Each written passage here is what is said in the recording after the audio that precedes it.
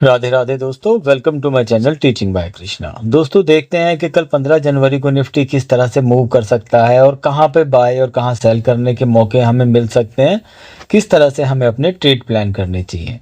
देखिए, आज के लिए हमने जो डिस्कशन किया था कल वो ये था कि निफ्टी अगर यहां से नीचे आता है तो ये जो एरिया है ये नो ट्रेडिंग जोन है और मार्केट 25,600 इससे नीचे निकलेगा तो ही मार्केट में हम डाउन साइड के ट्रेड प्लान करेंगे।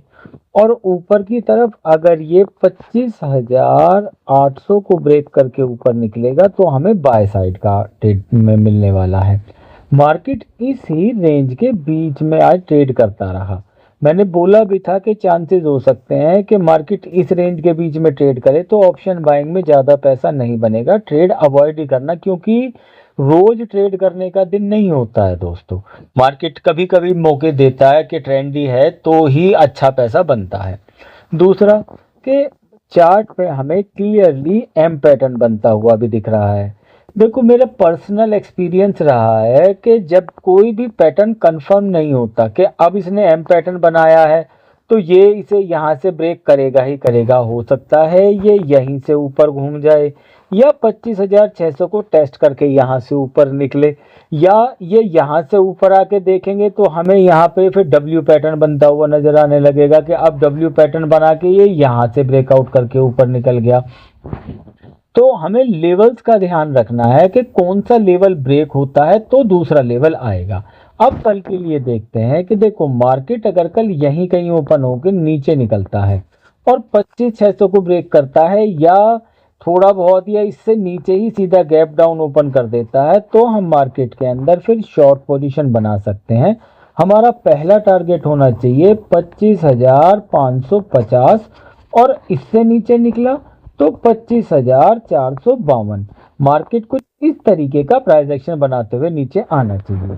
बट देखो, ये जो एरिया है ये है एक मेजर सपोर्ट एरिया, इसे ब्रेक करके नीचे निकलेगा तो काफी बड़ा डाउन साइड ओपन हो जाएगा।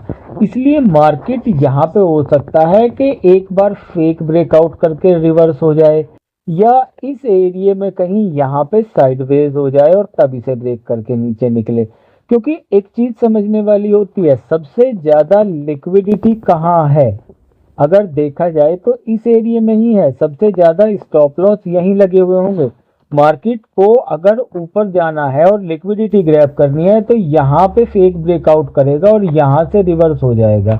इसलिए इस एरिया में कॉन्शियस रहना जब तक कंफर्मेशन ना मिल जाए कि या तो मार्केट इस एरिया में थोड़ा साइडवेज ना हो जाए या मार्केट को स्विंग बना के अगर इसे ब्रेक करके नीचे निकलेगा तो ही अगेन हम मार्केट में शॉर्ट पोजीशंस बनाने का ट्राई करेंगे। और उस सिचुएशन में देखिए, हो सकता है मार्केट फिर 25,300 या 25,150 ऐसे लेवल्स भी टेस्ट करता हुआ में नजर आए, क्योंकि यहां से नीचे मार्केट में काफी बड़ा डाउन मूव पॉसिबल है दोस्तों। दूसरा कि मार्केट अगर यहीं से ऊपर हो निकल जाता है 25,600 से रिवर्स होता है या फिर इसी एरिया से ब्रेक करके ऊपर निकलता है तो देखो, मार्केट ने यहाँ पे एक छोटा सा रेजिस्टेंस एरिया बनाया हुआ है 25,760।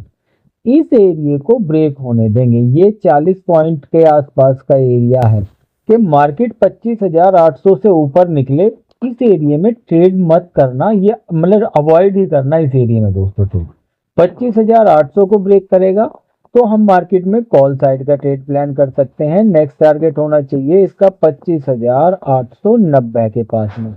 अगेन 25,890 और 25,930, यहाँ पे ये 40 पॉइंट का एरिया है जिसमें हमें ट्रेड अवॉइड करना चाहिए, क्योंकि यहाँ पे भी मार्केट जो है थोड़ा सा टाइम स्पेंड कर सकता है या स्पाइक बना के नीचे आ सकता है।